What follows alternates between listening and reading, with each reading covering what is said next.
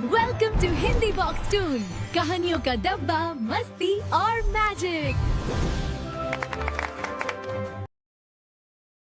सुंदरपुर पहले बहुत सुंदर जगह थी।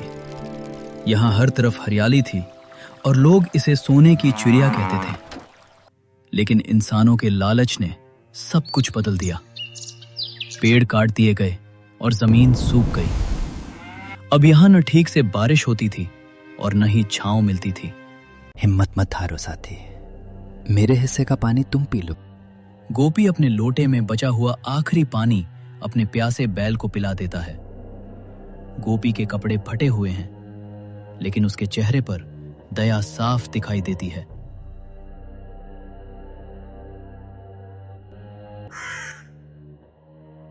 अरे, ये पानी पौधों में मत डालो, इसे गोदाम में रखो, कल इसे महंगे दाम में बेचेंगे। गांव के बीच एक बूढ़ा बरगद का पेड़ था। लोग कहते थे कि इसमें वन देवता रहते हैं, लेकिन पानी ना मिलने से वे सो गए हैं।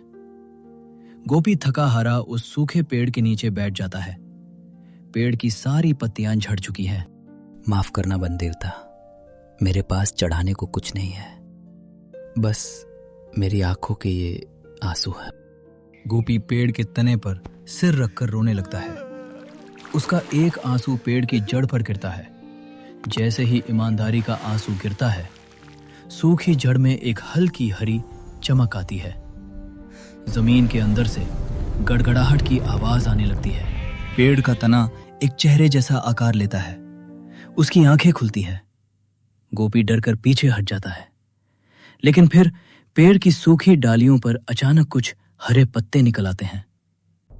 गोपी हिम्मत करके फिर खड़ा हो जाता है। गोपी, तुम्हारी करुणा ने मुझे जगा दिया। डरो मत, मैं इस गांव को फिर से हरा भरा कर सकता हूं, लेकिन मेरी 3 शर्तें हैं। क्या तुम उन्हें पूरी कर पाओगे? गांव के लिए मैं अपनी जान भी दे सकता हूं प्रभु, आप जो कहें मैं करने को तैयार हूं। सेठ, जो वहां से गुजर रहा था, पेड़ को बोलते हुए देख लेता है।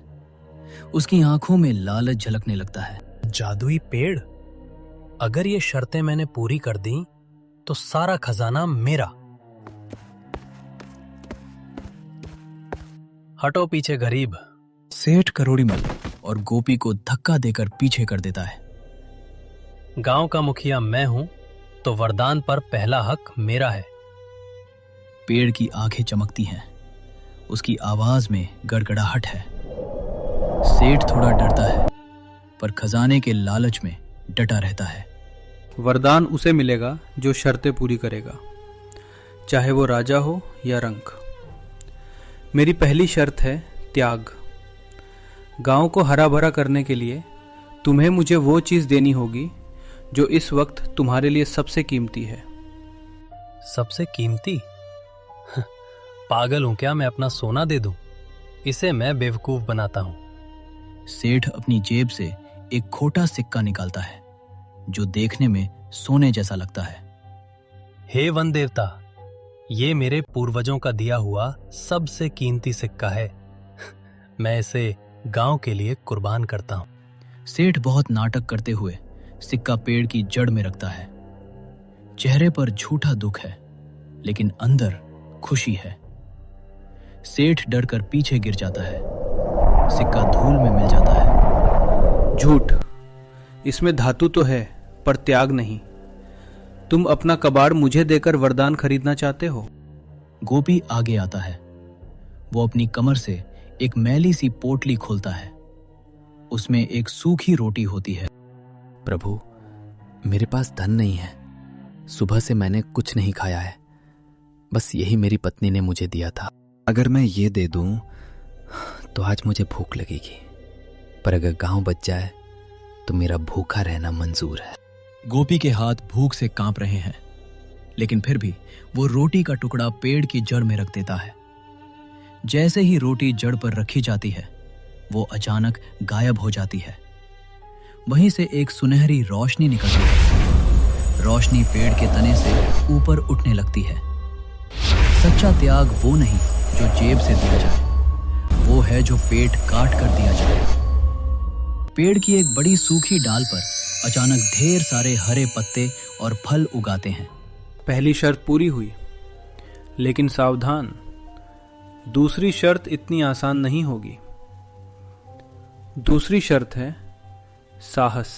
सेठ अब गुस्से में है कि गोपी जीत गया। त्याग तो कर दिया, अब बारी है साहस की। मेरी जीवंड पाताल के अंधेरे में फंसी है, उसे सुलझाना होगा। पेड़ की जड़ों के बीच एक बड़ा सा डरावना सुराख खुल जाता है। अंदर से चमगादड़ उड़कर बाहर आते हैं।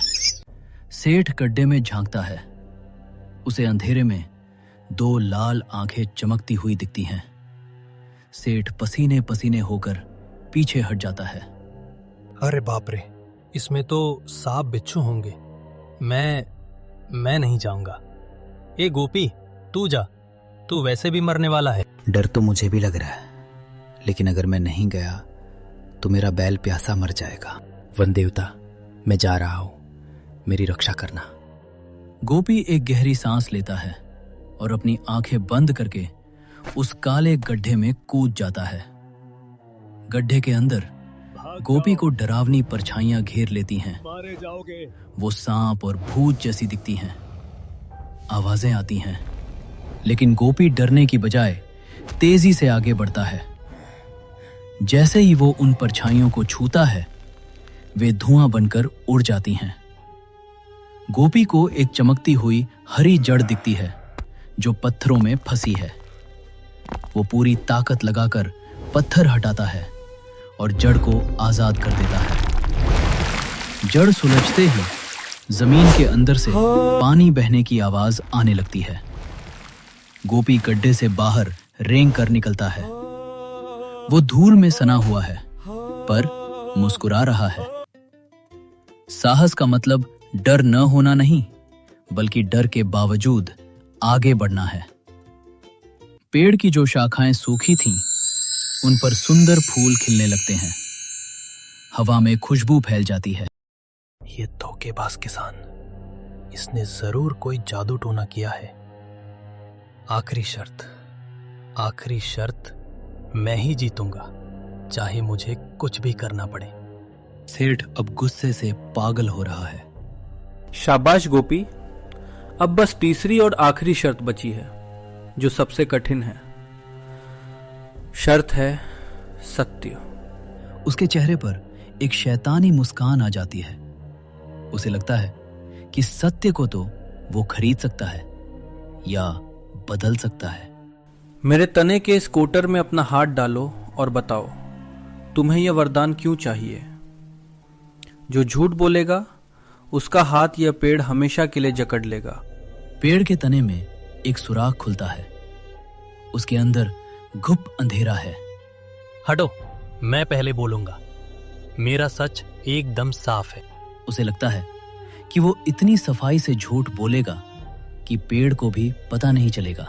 हे वन देवता, मुझे पानी और खजाना इसलिए चाहिए ताकि मैं इस गांव के गरीबों की मदद कर सकूं। मैं बहुत दयालु हूं। सेठ अपना हाथ कोटर में डालता है। उसके चेहरे पर बनावटी मुस्कान है। अचानक पेड़ की छाल सेठ के हाथ को जकड़ लेती है। सेठ की मुस्कान चीख में बदल जाती है। सेठ दर्द से तड़प रहा है। आह, छोड़ो मुझे, मेरी हड्डी टूट जाएगी। ठीक है, मैं सच बोलता हूं। सेठ दर्द से तड़प रहा है। पेड़ की पकड़ और मजबूत होती जा रही है। मैं पानी बेचकर अमीर बनना चाहता था।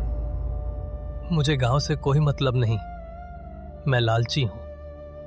मुझे छोड़ दो। जैसे ही सेठ सच बोलता है, पेड़ उसे झटका देकर छोड़ देता है।